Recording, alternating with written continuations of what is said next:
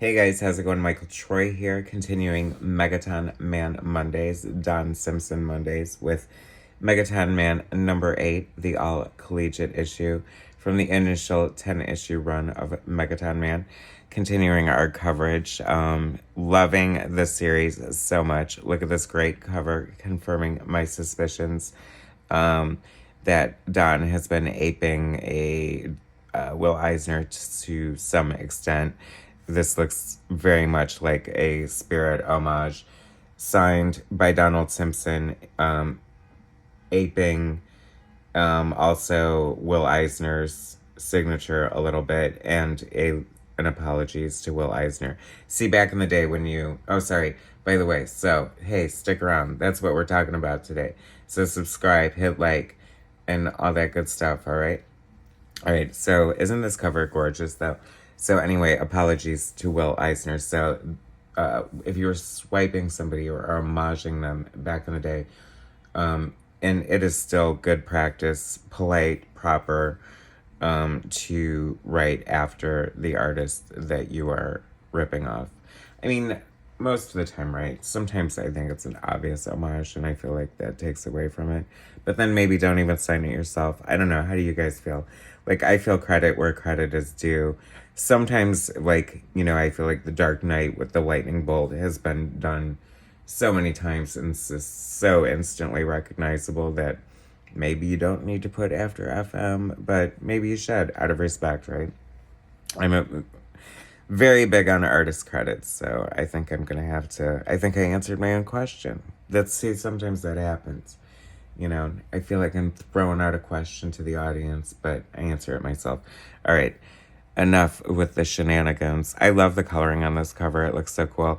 Border Worlds is also included. It's the backup feature, the sci-fi adult sort of heavy metal story that Don started. I have a set of them that I was lucky enough to get a lot of on eBay. I have not experienced that series either, so we're going to be looking at that separately. The art looks gorgeous, though. I low-key can't wait to read it. So, but I'm in no hurry to get through Megaton Man. I cannot believe this is number 8 already. I got to be on the hunt for the return of Megaton Man, and I think I just ordered the Yardman one-shot. So don't worry. Do not fear, people. There, if not from me, there's more Megaton Man coming from Don Simpson in the form of the 1963 Fuck Al annual.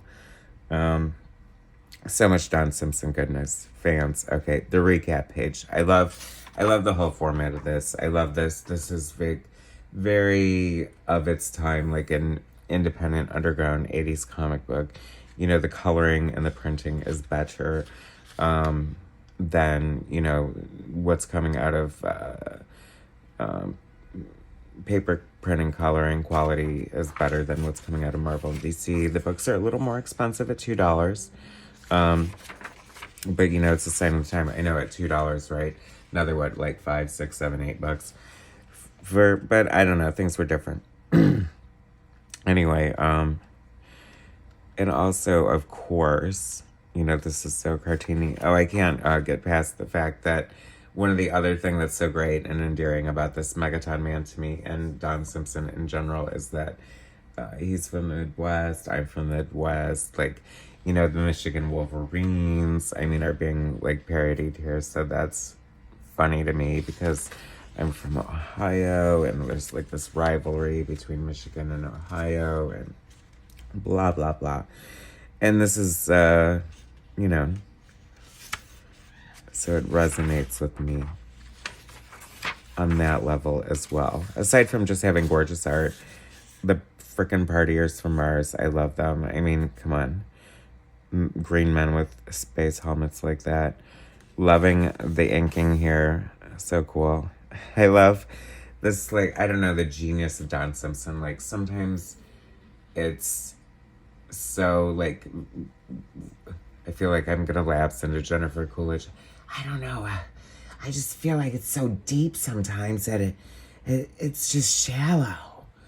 Like, it's not even going anywhere, but it goes everywhere. Well, I'm gonna stop being so esoteric and say that Like, I mean, sometimes it's just like slapsticky. Like, I feel like it's that sort of airplane level of humor that it's like pratfall, kind of obviously like pie in the face, laugh out loud, funny because the physicality that happens sometimes, but it's also like sardonic and sort of ironic at the same time, and just like the perfect parody of the superhero world.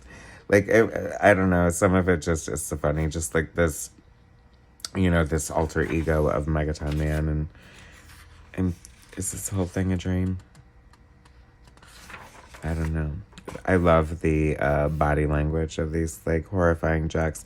See, it's so funny because you know, I've been comparing this to you know, like the art on Frank Whiteley did on Grant Morrison on Flex Mantello, which is amazing, and I hope that Don takes it as a compliment. But that sort of shading is, I feel, sort of like a similar vein. Maybe that's just because Frank Whiteley is more, you know, obviously European sensibility. And I feel like a lot of underground artists, especially Don at the time, it's so interesting to see how Don went from more of an indie sort of European influence to now more of a traditional superhero style. But I just love both. I love the... See, it's interesting because there are a lot of artists that, you know, like, they evolve and their art looks different from when they started or whatever. And, like, you just always want it to look like it did in the beginning. But there's no phase of Don Simpson's art that I don't like. You know, I like when he leans into the heavy cartoony. We'll get to see, you know, him do this sci-fi stuff in the back because you just have to see it. Gorgeous panel here. I just love this so much. Him sitting on the nuke. Oh my god. Maybe I can't wait to get rid of this series. It's like embarrassingly pronouncing nuclear wrong over and over again. I don't know. I just look stupid. But look, I love the way this is colored so much. That looks beautiful. It just, I don't know. You know how I am when I review these books, that sometimes a certain panel that you would not expect to grab you, it just grabs you. And I'm also reminded of just how much I have always loved the design of Megaton Man and how cool I just think he looks. And how very, very much I would love to have like an action figure or maybe like a statue, like a scale statue, like Bowen Designs. Do that. Somebody. I don't know. I want Megaton Man to blow up in a big way, and I feel like Don Simpson would not mind that one bit. And there's just so much potential here for, like, a Netflix series. I mean, I feel like James Gunn would be the perfect director, although he's tied up in the DC universe, and I don't know. What's your price, Don? 20 million? I don't know. Like, I'm negotiating for you. Anyway, look at the Michigan Stadium. I love the art on this. It's so funny because... this is gonna sound like an insult because I feel like I do love the way that this panel is done, and there's a lot of heavy detail happening here, and I think it successfully pulls it off in sort of a sketchy way, almost a Bill Sienkiewicz'ian way. Bill Sienkiewicz'ian way. Sorry, I'm struggling through this video, y'all. But Monday is upon us. This must see the light of day. We must make hay while the sun shines, y'all. Anyway, but I feel like Don Simpson today would have drawn like each individual car, like right down to everything. Like, it's insane the level of detail that he continues to have 30 years later. Plus, this is like 1985, so you do the math, because, you know, I'm not gonna. I think this is so fun. I mean, it's really fun, you know, having grown up in Ohio, and just like, I've always loved Michigan's blue and yellow colors, and just to see Megaton Man wearing this costume, and like, even just the old school kind of football pants. I don't know. I just love the art on this so much. And this is just a really fun issue. I have my little recap series of NFL Super Pro with um, Sam J. Royale, um, cartoonist extraordinaire of the indie book Dishoom. And, you know, I would love to see Don draw NFL Super Pro. I feel like that is kind of in your up your alley, Don. Like for some reason, I mean, nobody wants to see NFL Super Pro. He's kind of a big joke, but I think you would definitely parody him amazingly. Maybe you could work that into, Megaton Man. Like, have like I know you don't need my ideas, but here I am. I'm not gonna stop. Do you want me to stop? Nobody wants me to stop. Everybody wants me to stop. But so like Megaton Man, I feel like the new series, because after the omnibus comes out and the annual comes out, like supposedly we're gonna launch into new Megaton Man stories as all part of like I feel how this should roll, if there is a God, and we need to have it sort of parallel the original source series. Wouldn't that be fun? Sort of like you can go home again, like sort of like Chris Claremont back on Extreme X-Men and stuff. So we want to see what's happening now. We kind of have already seen a glimpse in 1963, but I would like to see like who the Orson Welles president would be. I mean, would it still be Orson Welles? I mean, that'd be kind of Ellen Moore-ish. Okay, you guys, I don't want to put the cart before the horse and make sure there's nothing I miss. She's super cute. I love that cheerleader. Adorable. Just the different faces and the mixture of caricatures and the depth. Oh my gosh, I love this panel too. I don't know why. You can just, it's very, Alex Toth in a way. Like, it's just stripping it down. Just like, you feel like you're in that underground, garage or whatever, how you have to like walk underground to get to stadiums sometimes. I feel like I've been there. I mean, because I'm from Ohio, not because I'm, having some sort of, I don't know, out-of-body experience or flashback or some weirdness like that. And let's appreciate the artistry of this for just a moment here. Once again, one of my favorite things about, Don Simpson's art. And once again, I almost forgot to mention it because I do like to mention it every single issue. We have the omnibus coming out, and one of the best gifts about it is that, aside from the fact that I think it's the first time all this original material has been collected, God bless Don for hanging onto it and meticulously scanning it, and it's gonna be in black and white. I am so freaking excited for that. I mean, just imagine a page like this in black and white, just seeing the, the negative space and just like just like this hatching and stuff. I need to see this, and I cannot wait for this omnibus to come out later this year.